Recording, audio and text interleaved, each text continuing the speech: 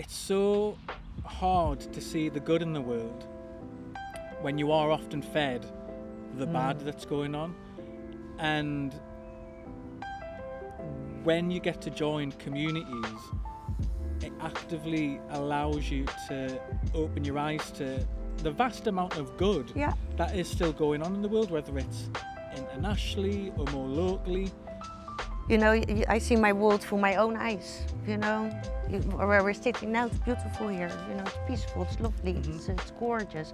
We're human, so one day you can sit here and think, oh, it's beautiful, and the next day you can sit here and think like, oh God, you know, take me home, yeah. But I think with why I Love No Shields works is because it's positive, and we are all, you know, that the more all these people are positive, so it feeds, it's an energy, and you've got a positive energy around you, and that makes a big difference. So of course I was brought up in Holland, so we're very direct, you know. So it's like if I would say to my friend, how are you feeling, and she'll just say, well, shit, you know what I mean, I feel crap today. In England it's funny because lots of times it's like, so how are you feeling? Oh, I'm great, no, wonderful. Everything's good, talk about the weather. Well, I feel like with the British, there's like a two-question rule. It's like, are you okay? Yeah, everything's fine, all this. But are you actually though? Yeah. Well, well, I'm glad you asked. I'm actually really going through it at the minute. Life's been tough. And that's just another special thing about building communities, is that the things that you get out of being a part of a community aren't monetary. You know, it's connection, it's feeling safe, it's knowing that like you're looking after one another, it's feeling comfortable that you can share stories, share your ups, share your downs, and everyone's just a part of the same space where you're just set to give people that, I suppose, in a way, that sense of like home and belonging. Yeah. Woman! Whoa, man! Whoa, man! Nothing worse than doing all the checks and then you realise at the end of it, it's not recorded. Right. Oh, God. Yeah. So, thank you very much for joining me, Simmie. So, for those that don't know, I mean, I'm not going to go into giving an update of who you are because you will be the best person to do it. But Simmie, I came into meeting, I can't remember how we came into meeting. Maybe I thought I just kind of got in touch with you. Yeah, you did, yeah. But Simmie was running and organising and setting up Isle of North Shields, which is just this lovely community that just showcases all sorts of just lovely stories, art, creativity, local business, just loads of initiatives and beautiful things that are going on around the North Shields area, and just sharing it in ways where it's like stories through photography, through just beautiful written articles, and it just totally appealed to me, given that I'm someone who like loves community myself. And from there, when I was thinking about, oh God, who can I get on to talk about community? Simmie was the first person that came to mind because she is the definition of somebody who loves setting up communities. So Simmie, outside of Isle of North Shields, or just leading up to, if you just want to give us a little rundown of who you are and just a little bit about, you know, your backstory that led you to ending up in North Shields. Well, my name's Simmie Harper. How I ended up in North Shields is because my husband is from Whitley Bay, but his family is from North Shields. I met my husband in Holland, and for the last 12 years we've been in France. And we lived there, renovated old farms.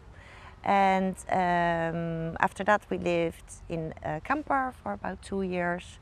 And then something happened in our life that we thought like, okay, what are we going to do next? And my husband said, well, I've been gone for 30 years. I think it's time to move back home. So this is how I ended up back in North Shields. Lovely.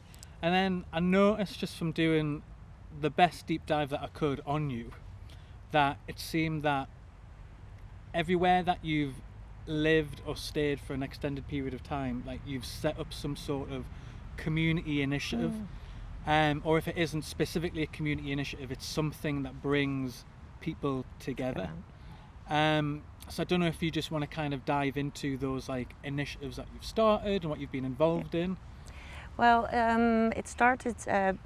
Basically, it started because my dad's English. He's actually from Stockton, and my mom is Dutch. Well, actually, she's half Indonesian, half German.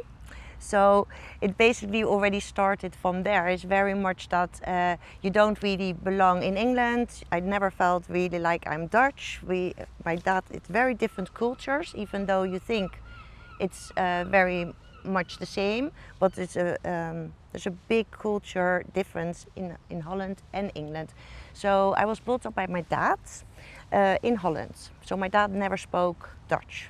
I think for me, what it has taught me is that my dad came to Holland, met my mom, had children, had us there. He traveled all over the world as well. He, the last years of his life, he lived in Italy, near Florence, for the last 10 years. My other family, my cousins, one lives in America, they're everywhere. And I think I've never really I feel very much international from, and yeah, so I think that is where my love comes from, different cultures, how people live, how different communities are in different countries. It's just something that it's always interests me. I'm fascinated by it, and I love people. I mean, I do find them very interesting creatures. Well, that's a good thing when you're setting up communities. I set up communities, but I don't like people. Oh, true. Oh. And do you think that there's an aspect of you knowing what it's like to not feel at home or a part of, a country or like somewhere doesn't feel like home, wherein it's kind of driven you to then think, oh well, I want to create spaces or things for people to feel more connected to like where they are? Yeah, I think my family is very small because my dad was in Holland, but my grandma and grandfather, they were all in England. So I was always like, I always looked at friends like, oh God, they've got a whole family, they've got, that family life. And my life was not like that. That family, it was very, my parents were quite bohemian. So it wasn't like, it wasn't like a normal family thing, but I always loved it. When I would go to friends' houses and the mom would be there with lunch and tea and everything, and I was always like, oh, it's lovely that. Yeah. And so I think for me, communities, it happens very organic for me. It's like when I moved to North Shields, I didn't know anyone. I'd have some friends and family, of course, but yeah, it is nice to have people around you that they have based on the same interest, that you have the same interests. So I like culture, I like art, find people it's nice to do stuff with people. Like my husband, he loves the football, he loves the pint, but taken to a museum, it's not for him, Yeah. So it is. But are the football and pints for you as well? Well, they used to be, but I don't drink anymore. So in the beginning I did wear a Newcastle shirt and everything like that, but after so many years I've given up. I'll say I'll see you later. Yeah. Was that like, oh, I'm moving to the north, I should probably try and assimilate in some way.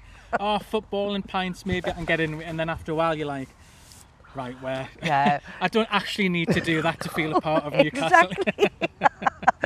So my dad loved football as well, and he loved the pub and the pint. So I've been brought up that way very much because we were brought up by my dad. But after so many years, you know, I've got the Harper Newcastle shirt and everything, but you know, I'll just say that. I'll see you later. It is funny hearing like other people's views of like the North, where it's like, oh, we're going to the North now, okay, let's try and understand what the North's about. Yeah. Football and pints is the first port of call. It is. But yeah, it's interesting as like a segue from that, because everything that you've been involved in, from setting up Isle of North Shields and the community that's built around bringing stories and interest to, you know, this kind of like small fishing town that's just growing exponentially from like a creative standpoint as well. You know, how did you go about doing that? Like, what did you see in North Shields to think that's a place where I want to start? Yeah, it also happened only by accident, because I went to one of the creators meetings when I just moved over, because I just wanted to know what was going on in the art scene. Who are the people, the creatives in North Shields? Because you do want to find your own people a little bit. So that's why I thought, oh, I'll go there and see what's happening. It was there that they asked the people that were at the meeting to come up with an idea for the North Shields 800 for a project. And it was then that I said, well, when I was in Holland, I had a community newspaper. Well, I was self-publishing 5,000 copies a month. And how that started was that basically because of my dad not speaking any Dutch. My husband, Peter, he doesn't speak any Dutch. So there were two very different communities in The Hague. So you have the whole expat community, because there were so many international companies. And then you had all my husband Pete, he was working on the sites. So there were lots of Irish, there were Polish, there were so many different people, but they all stick together. So they all go to the same pubs and, you know, and I just thought like, wow, there is a big bridge there, you know. So at the time, my dad was actually moved to Florence, so he was living in near Florence. And it was there that I picked up a little newspaper. It was free. It was called The Florentine, and it was in English, and it just gave you little events, what's going on in town. And I thought, oh, this is so interesting, a little bit of art, culture, interviews. And so I brought it back to The Hague, and then I thought, I'm just gonna start a little newspaper here in English. And I had 2 interns at the time, full time, and I thought, oh, that's a nice project for us to work on. So that's what we did, and we just made it, and then the next month we launched it. And then I was self-publishing 5,000 copies. It was free, so free for everyone. But because we were in a very international environment in The Hague, we had a lot of the council and a lot of advertisers that loved it. So it was very easy to start up. So I did that for 2 years, had over 100 volunteers from all different kinds of walks of life. So it could be a wife from a CEO, from Interpol that didn't like bridge and wanted to do something more exciting, to a Polish girl that came over for love to be with her boyfriend. So we had all these different people from all these different countries, all these dynamics, Russian, Spanish, and I love that. I love having different kinds of people around me. It's different. Otherwise, I would have never met them. Yeah. You know, we would have maybe never crossed paths. Yeah. So it makes your life a lot more interesting, I think. And do you get something out of it by doing it? Or do you feel like sometimes you see the need for something and you kind of want to give people that sense of community? Yeah, I think it is when I do think it's nice when like when I picked up the Florentine, it gave you a little bit of insight in what was going on. It felt like you're a bit more of a local, or like a local insight. And for me, I think if you know what's going on in a place where you live, you know, it gives you more of a sense of feeling at home somewhere. For me, I feel at home quite easy everywhere, but it's also like nice that you have something that you can read, that you learn about the history, what's going on in a town, and something in writing and in paper, because everything is online now. And I must say that my husband does nothing on social media. He's got an old Nokia phone. He doesn't even know how to use a computer. He's just not interested. But there's many people like that. And I think it has something creative to have something in paper, something that's unique written. It's a little form of art, I think, for me. Yeah. And it's like, yeah, it gives a lot of pride for everyone that's involved with it.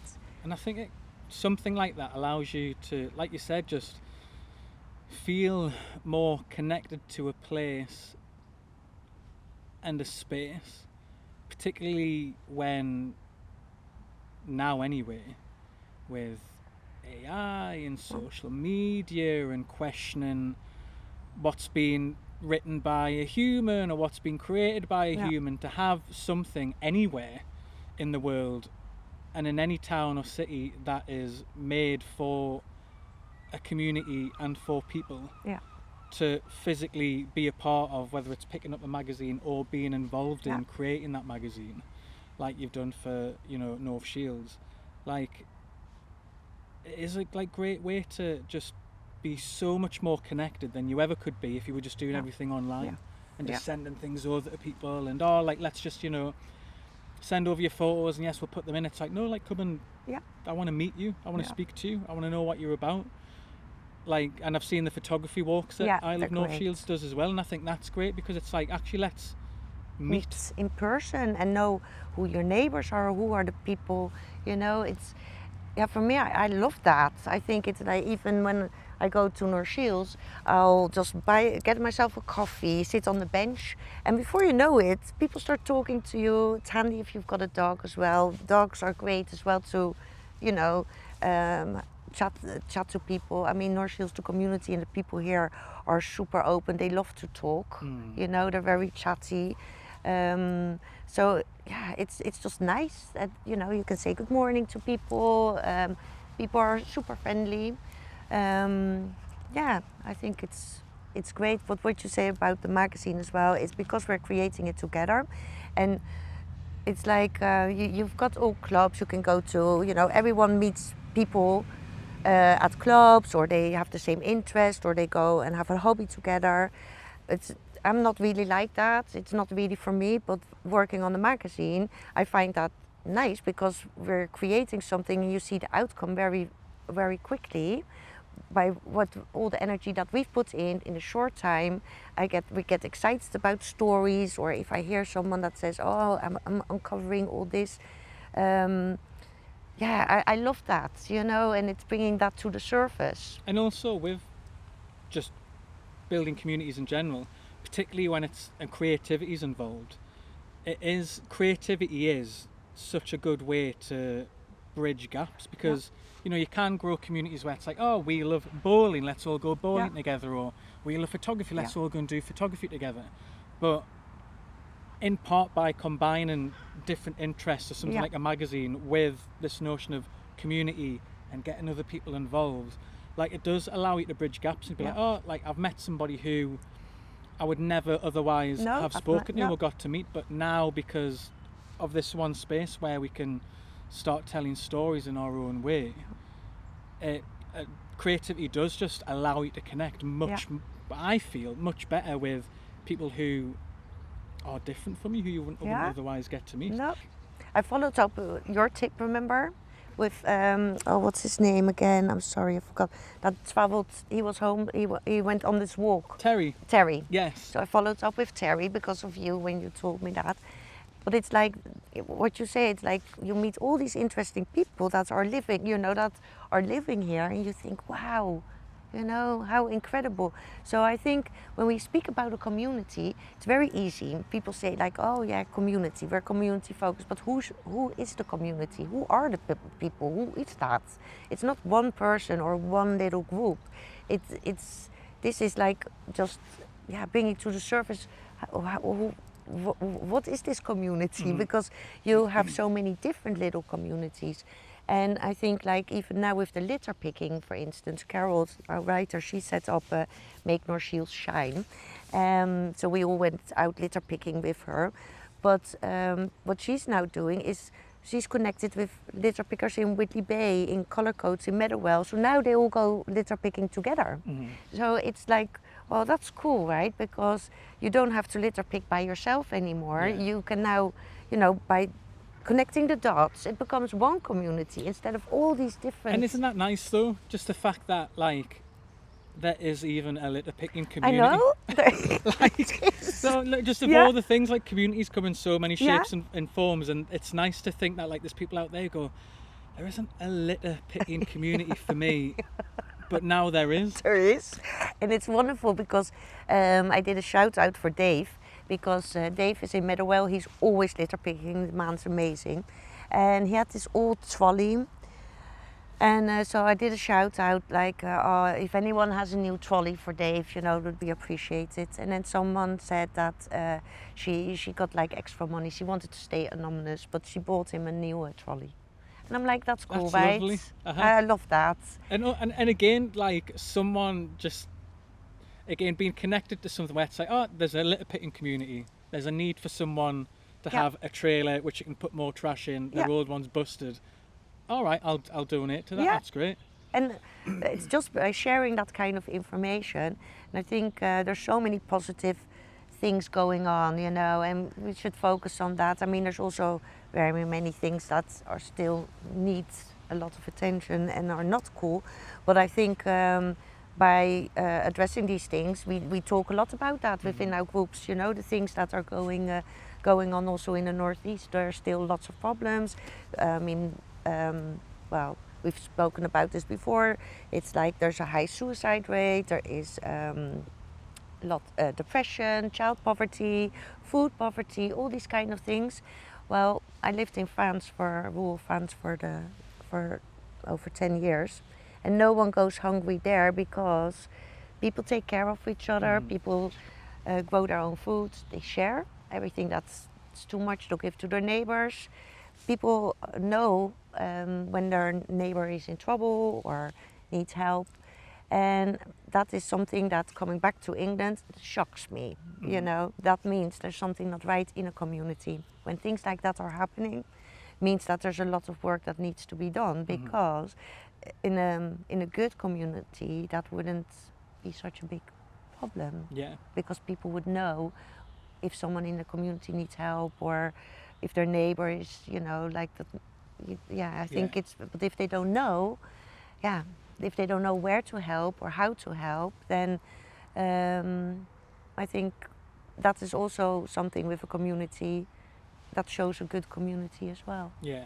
And I think within that as well, because obviously you can see all of those things and think, oh my God, like something needs to change, something needs to be done. And I think there's a lot of people that can also see those things, but can often just think somebody else will do it. Like, what do you think, where do you think it comes from you to be like, well, I have to be that person, I will be that person? Like, where do you think that comes from for you? Well, I think it comes from, I think it's something that maybe you're born with, I don't know. It's like having empathy and, compassion maybe. Not everyone has that. Some people lack that totally, that don't have that. But I think I do have that. I had to care for people in my life as well. So that makes you look different at life. My mom had MS, multiple sclerosis, since I was 8. So she was paralyzed for most of her life. And I looked after my mom a lot. And so that changes your perspective on life as well. Yeah. These kind of things. And I suppose when you are in a position, when you're so young, having to kind of take on that role of caring for someone or somebody in need, suppose it is something that like fundamentally changes you, because how many people from such a young age are put in a position where you actively see the power of what it means to care for somebody who needs that help. And that must be like a really powerful thing to go through. And again, at such a young age to take that on board, that must have been incredibly tough. Yeah, so I think that's are things that happen in your life, and that's makes you the person you are. Where I live now, we have a neighbor. She's 89. She's living by herself, and she's lovely, but she needs help. You know, she doesn't understand computers and doesn't understand things on their phone, and so me and my husband help her a lot. But all my other neighbors have now also started reaching out to her and helping. So we all help her, which is lovely because it's not only one person. We all help each other. So we help Belle. She's 89. She loves living there. She's living independent. But it's these kind of things that make, you know, it takes a little bit of compassion and empathy and to help someone. And if you can help someone, well, why wouldn't you? Well, that's how I see it. And I think what is great with the I Love North Shields, people that join or volunteer, they help each other. So we've got someone that's moving to North Shields now, one of our writers and photographers. And then the other volunteer, Pauline, she will say, we've got a van, if you need moving, let us know. If someone in our group has something, everyone will rally around each other to see if they need help or check in with each other if you've not heard from someone for a while. And yeah, I think that spreads, so people feel it. Yeah, that's important. It makes my life a lot nicer. Yeah. You know. And being someone as well, because we touched on this a little bit before we started recording, but as someone who's set up their own community themselves, sometimes when you are so involved in trying to make things better for other people, it can be easy sometimes to stop and think, am I getting anything out of this? Like, do you get as much out of doing the community building as you kind of like what you give to people? Do you feel like you get that back as well, or is there a balance there that you need to manage? Well, I don't need anything back, to be honest. I don't expect anything from anyone. I've learned that in my life because that can be very disappointing as well if you start expecting things. No, the thing is, it happens very much from a feeling. For me, I started it. I've not thought anything really through. It just happened, and it's organic. And I do think it's important. What I do notice for myself is that I love to see that I can inspire people to just give them that confidence or to kickstart doing things themselves.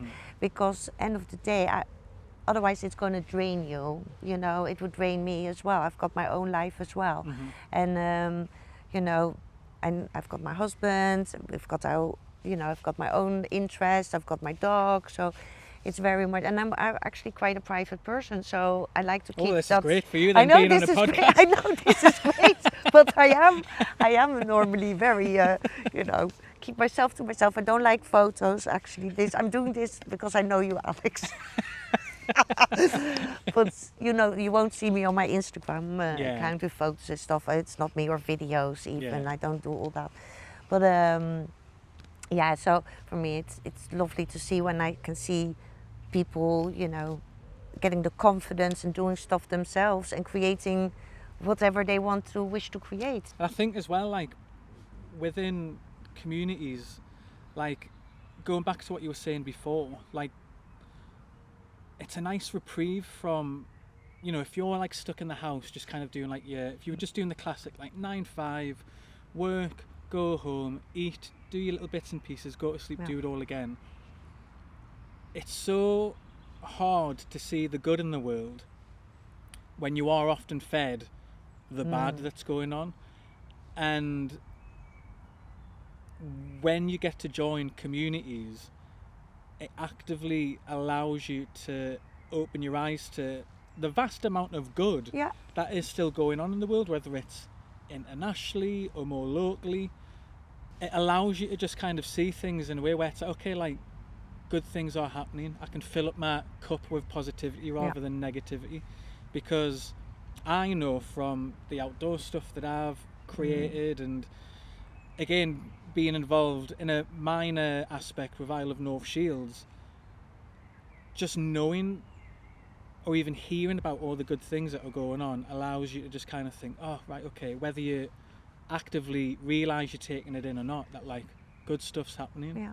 And it does just lift a bit of a weight whether you recognise it or not, and allows you to go back to your home and just feel that little bit more lighter than what it might do if you just kind of, you know, just get locked into your own little world of like negativity, which is so easily done nowadays. Yeah, but that's why I don't watch the news really, because it's just depressing. And the thing is also like, you know, I see my world through my own eyes. You know, where we're sitting now, it's beautiful here. You know, it's peaceful, it's lovely, it's gorgeous, and you've got lots of people. You see it on Facebook.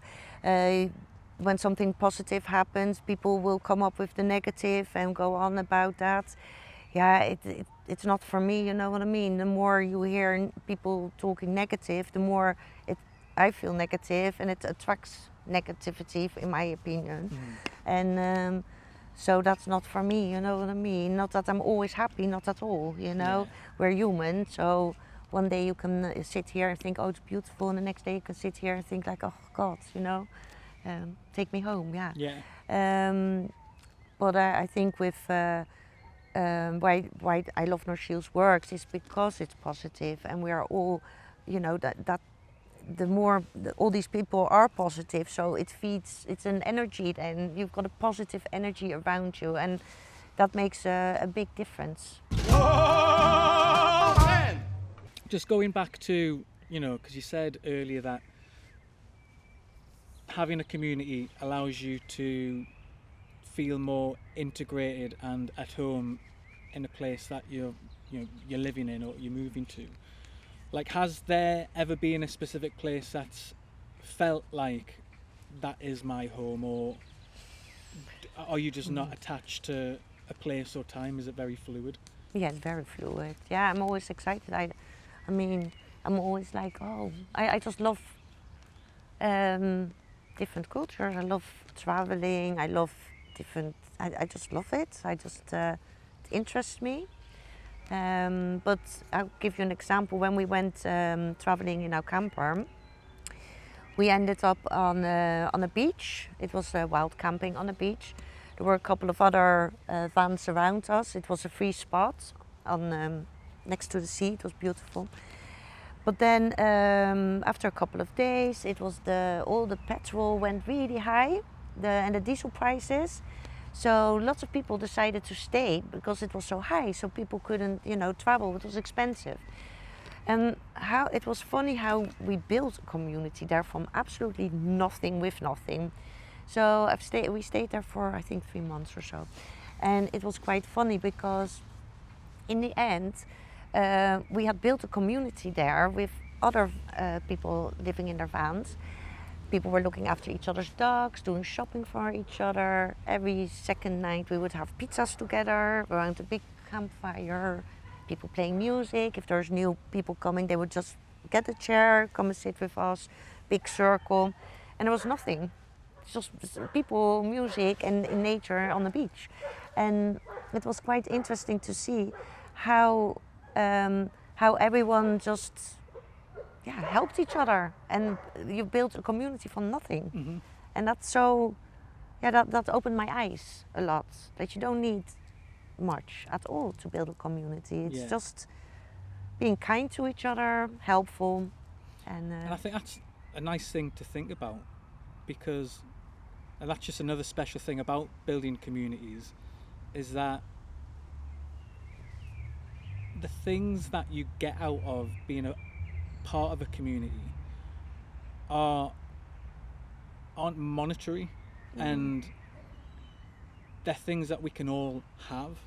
You know, it's connection, it's feeling safe, it's knowing that like you're looking after one another, it's feeling comfortable that you can share stories, share your ups, share your downs, and everyone's just a part of the same space where you're just set to give people that, I suppose, in a way, that sense of like home and belonging, which is ultimately what we're talking about. And I know from a different perspective, but it's very similar, that I've got a beautiful group of friends, and my friend has a house in France, Yeah. like a family home in France, and we all went there as a group, like Mm-hmm. 12 or so of us. And I've never really had like a holiday like that before, where we're all staying in the same place, up each morning cooking breakfast, taking Yeah. turns, same on the evenings. Like, people are taking turns driving us to different places, going swimming in lakes. Some people are going doing like the shop and then coming back, bringing Yeah. the food and packing it and stuff. And like, as a holiday, like, it was the simplest thing in the world. Yeah. You're just going away, collectively living together Yeah. in a way that you would maybe do at home. Obviously, you're not going to work every day, but like, it wasn't this complicated holiday scenario where it's like, we're going to do this and Yeah. we're going to go there and let's do this and we'll go and visit this. It was just the most simplest thing in the world. Yeah. But I've never felt more calm and at peace as like when you're kind of experiencing moments like that, where Yeah. it's like, you know, like just this sense of community and like Yeah. friendship. And I think it's a really beautiful thing to have, because if people don't have that, the ability to join communities and kind of build that for yourself is such a beautiful thing, Yeah. because it does just kind of give you something that you might otherwise just lose sight of if you just go about living your life Yeah. just Oh, definitely. like you mentioned earlier, like just Yeah. the rat race and just getting on that Yeah. like, you know, wheel of just, I've got to do this, I've got to work, I've got to Yeah. make money, and like you lose sight of the simplicity of like I agree. friendship. And I agree, and that is because I lived in France, so I get totally what you're saying. It's for me what I thought was, the biggest healer is nature.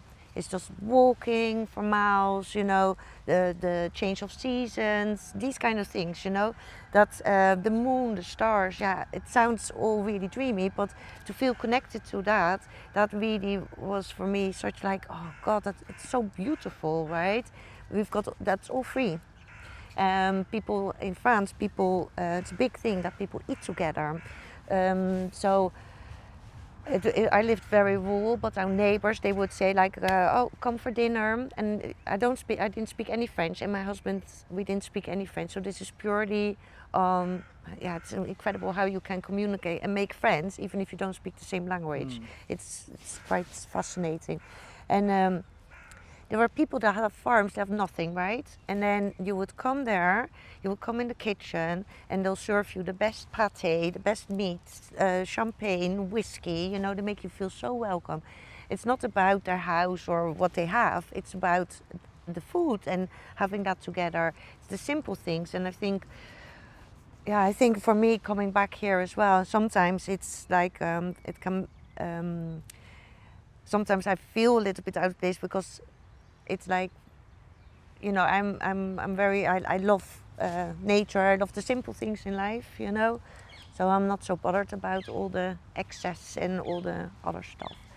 But yeah, when you come back and you come back into like, with your like, you have to pay taxes everywhere, that's not it, but like your bills and all that kind of, all the regulations that are here in France. If you want to have a party in your garden or a bonfire, that's all fine, you know. If you want to have like the villages will host parties, dinner in the summer, every day of the week. They'll just put all the long tables. They would put all the long tables here in the summer. They'll put a beer tent there. They'll have a couple of farmers selling, you know, wine and stuff. And there's the party, you know. And then it's bringing the whole community, and they just have food together, a bit of music. And of course here, when you want to do something, you need to get permission for this. Everything is very much regulated. And living in a camp where you're very free, living in rural France, you're very free, you know, like, because there's less people, there's a lot of nature. So that are things that, it does show, change your perspective on life, I think. And I don't know why this just came at my head from when you were talking, just because we were just on the subject of like simplicity and how, you know, beautiful it is and how easy it is to lose sight of. But I remember when my granddad was ill with cancer, and when he was going through just the ups and downs that comes with having cancer, like you just go back to like base responsibilities and needs when you are unwell, and you know, family rallies round, and you are just kind of left with the reality of like, right, the thing that matters most now is just that you're here, making sure that like this person who's ill, my granddad, is comfortable. Like, is he getting what he needs? Like, you know, are we helping him enough? Are we helping too much? Is he, you know, getting like what he needs in terms of sleep and food and just his base necessities? And I think that was like a big effect on me without me really realising at the time, although it has came up a few times since, where you just kind of think like, you're met with moments like that, you think, God, like life shouldn't be that deep, or as deep as we make life out to be, because realistically, like, your health is so important, and as long as your basic needs are met, actually I've got everything that I need in the world. Like, if my health's there, if like friends and family are there, and I've got a roof over my head, then actually like I'm doing a lot better than a big percentage of the world is. And I don't know whether you have maybe had that experience, because I know you mentioned your mum being ill and being there for your mum, whether there's something in that. Totally. For me, when me and my husband were in Holland, we had like a very busy company. My husband was he had a UPVC business, so we were importing from North Shields to Holland. So we were on the ferry every month, and then I had my graphic design studio, and then I also had magazine or the newspaper. But we had very busy lives, and I was looking after my mom, and my grandma was ill at the time as well. And then, so in 3 years, I lost my mom, my dad, and my grandma. So that was my family. I only have one sister who's still in Holland. And so, yeah, if you lose your whole family, basically, like even if it was such a small family, in such a short period of time, that was the time that I thought, I want something totally different. I want to go to France, and now I can look after myself. It's the first time that it's about me. And my husband did agree, which was really, very sweet. You know, he did leave everything behind, and we moved to France, and that's where we stayed for about 10, 12 years. So, yeah, and for me that was very much a healer. Being in the nature, you know, meeting all these incredible people as well. And we were renovating our farm, so we lived in so many different villages and met so many different people. Still don't speak very well French.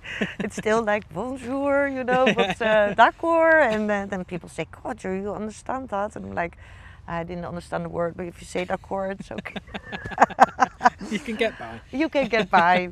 But and it's wonderful because we still have so many nice friends there. We have great friends in Holland. We've got, you know, they're just bits all over the world. Yeah. But, and these friends in France, do you not understand them? But you're really close, but I do not know what they're saying. No, I've been to dinner parties, and I'm like, I had no idea what they were talking about. We just smile, you know what I mean? And they're all like, oh, Simmie is such a good listener. My God, like, what a wonderful woman. I was just telling her about my life and all the things that's going on. Oh, oui. I went, d'accord. D'accord. But the good thing is sense of humor, you know, that is something that is universal. So, you know, that's good. Well, I remember being in Italy once with my friends. And I mean, I'm talking like I've travelled as much as you, but I have not. But we're away on holiday in Italy, and I remember we were looking for a pizza place that was open. Because I know, like, in European countries, like, a lot of businesses shut from like the hours of like 12 to 2 or something, and we'd always forget, because that's when we'd be like, right, we've had our breakfast, we've lounged around at the pool, let's go out, let's have a mission. Everywhere's shut. I remember finding this like Italian guy who did not speak a lick of English, but they're just being like, oh, like pizza place anywhere open. But the Italians are so articulate. Oh, when not articulate, but like they're so. Yeah, they can. Yeah. What's the word for that? they gesticulate so much when they're talking, and he didn't even need to say a word. I could just tell that he was saying, "There's a pizza shop down there. Take, take the second exit on the left, go straight on the right." And I was like, "I know exactly where you mean." And I think for someone who's lived in how many different countries have you just No, France. I've lived. France. Yeah. Like to just travel and meet different people and have friends who are dotted all over the world, to just, I suppose, have those other perspectives where you've actively like been to a few different cities, different towns, met loads of different people, and realise that actually in order to get to know people, you know, you don't necessarily need to understand people to be able to make close connections. Yeah. Like, you know, I bet you come and work within, like, you know, North Shields and everything you do with I Love North Shields, with that like lovely perspective that, like, you know, it is the community building isn't all about like understanding. No. You know, you can get so, you can still gain so much by just, you know, being in a space with other people, even if you aren't necessarily talking or speak the same language. Exactly, and I think also there's so many new people that have moved into North Shields. I've met, you know, and it's, for me it's different because I'm here with my husband, with my partner, but there's also lots of people that come here alone, that you know, that don't know so many people as well. So it's so nice to see also so many people that have come and moved to North Shields by themselves, also you know, having the stepping in with or coming with I Love North Shields, meeting other people. And it's just not that you have to be friends or like come to each other's houses and have dinners together or do all these things. No, it happens organically. But what we do have, we have like a WhatsApp group as well, where people come in the WhatsApp group. If there's an event, people say, "Oh, I'm going there. Does anyone want to come?" So it happens that way. But it's also nice that if as soon as Maggie was telling me, she said, "Simone, I now only after 1.5 years living in North Shields, I only now feel yes, I belong here, because I know that if someone wouldn't hear from me for a couple of days, that someone would check in with me to see, hey Maggie, are you all right? Or we're just checking in." You know what I mean? And that gives you just that gives you a feeling of that you belong somewhere, that people are looking out for you, and it doesn't even, you don't need to be best mates all the time. That's not it. Yeah. It's just that. And I think that's a beautiful thing, because I think I can often get overwhelmed because I don't like being on all the time and being available all the time, particularly when with phones, like, you know, having someone call or message and you having to be like, I've got to reply straight away. But what you've said there is like a little bit of a reminder that, you know, you don't need to send the longest message or get into a conversation with people. Sometimes, like, it is okay to just kind of like send someone a message, be like, I'm just checking in to see how you are. You know, not here to have a big conversation, oh, let's meet up and let's do this. Like, we don't need to make plans, because not everyone's like that. But, like, again, just going back to that notion of like simplicity, just the easiest things is being like, look, I don't need to get into this long-winded thing, but I just want to just drop a message, be like, are you okay? How is everything? Right, good. Because sometimes just checking in on somebody that's can mean the most to somebody. And I am an absolute arse when it comes to checking in, because it's so strange as well, because I'm very good at checking in on like friends to a degree, but much better than I am when it comes to checking in on family who I'm meant to be closest to. But I can live in my head sometimes where I'm like, oh well, you know, I grew up with my family, like they know I care about them and I think about them, I don't need to check in. But I am often reminded by my mum, who's like, are you ever going to reply to me? You could be in a ditch. It's been 3 days and now you're replying to my message now. I'm like, I know. Yeah. And the Dutch, that's one thing. The Dutch are very direct. So, of course, I was brought up in Holland. So we're very direct, you know. So it's like, if I would say to my friend, how are you feeling? And she'll just say, well, shit, you know what I mean? I feel crap today. in England, it's funny because lots of times it's like, so how you feeling? Oh, I'm great. No, wonderful. And then, you know, I think, well, I don't get the feeling you are. But anyway, it's funny that sometimes, you know, the English tend to just always say like, everything's good, talk about the weather. Well, and I stuff feel like like that. with the British, there's like a 2-question rule. It's like, are you okay? Yeah, everything's fine. All this. But are you actually though? Yeah. Well, well, I'm glad you asked. I'm actually really going through it at the minute. It's Life's funny. been tough. And it's just It's like you need to funny. just keep knocking down Yeah. the door a little bit and be like, go on, Yeah. no. I'm And not that I actively- want to hear your life story or anything. That's not it. Yeah. But it's funny because it's like, well, yeah, in Holland the Dutch are very direct. You know, we do just say, just be yourself. You know, be yourself. For me, it's like I want to be surrounded by people that just be yourself, be comfortable with who you are. I don't, you know, not everyone has to like me. It's impossible. I don't have to like anyone as well. But it's just in a general rule, just be nice to people or be kind. You know, if you can be kind to someone, just be kind. And it makes my life, that's the way I like my world, you know, that people are just friendly to each other. That's all, Yeah. you know. And if you can be that person or can be, then it's nice that you meet other people that are the same, like that as well. Yeah. You know, and it's basically that. It's not more, it's not... you know, the building community is just like, yeah, you're meeting like-minded people that feel like they can come somewhere, that we can create something together. We can bring the best of what we have to the table and create together, and then see, we'll see where it ends. You know, we're just creating basically, and that's nice to be creative with people. You know. I mean, that is very lovely and a nice Yeah. way to end the podcast. Yeah. Well, it's beautiful what you're doing, Simmie. Well, thank you, And Alex. you are a very inspiring person. It's Thank been you lovely so just much. to hearing you talk. Well, thank you for inviting me. You No. know, I don't do this kind of thing very often. Well, I am grateful for you. And I've also noticed that you've got paint on your hands. I Have you just know. came away from it? I have. Well, thank you very much. Thank It's you. been lovely. Oh, thanks, Alex. Nice to see you. You too.